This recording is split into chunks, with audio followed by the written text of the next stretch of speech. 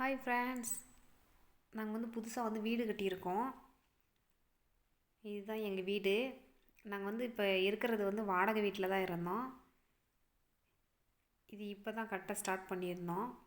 பாருங்கள், நாங்கள் கட்டி முடிச்சு வீட்டுக்கு பால் காய்ச்சிட்டோம். சரி, நாள் இல்லைன்றதுக்காக, முகூர்த்த நாள் இல்லைன்றதுக்காக இந்த மாதத்தில் சீக்கிரமாக பால் காய்ச்சிட்டோம். கேட்டு இன்னும் வைக்கல, இனிமேல் தான் வைக்க போகிறோம். இந்த பக்கம் படி வச்சுட்டு அவுட்ரு ஒரு பாத்ரூம் வச்சுட்டோம், காம்பவுண்ட் பாத்ரூமு. அப்புறம் வீட்டுக்கு சுற்றி காம்பவுண்ட் போட்டால் தான் கொஞ்சம் நல்லாயிருக்கும், ஃப்ரீயாக காற்று வருன்றதுக்காக காம்பவுண்டு போட்டுவிட்டோம். இது ஹாலு. ஸோ இருக்கிற இடத்துக்கு அந்த சிம்பிளாக தான் கட்டியிருக்கோம்.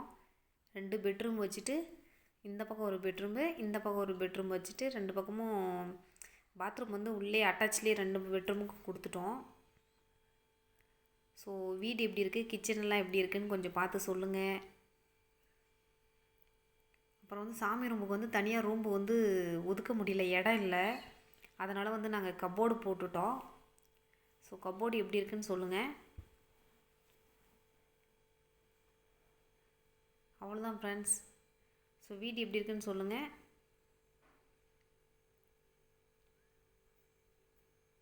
இன்னும் கிச்சனுக்கெல்லாம் கப்போர்டு போடாமல் இருக்குது. கிச்சனுக்கெல்லாம் இனிமேல் தான் நாங்கள் கப்போர்டு போட்டு அதுக்கப்புறம் தான் வீடு ஷிஃப்ட் பண்ணுறோம்.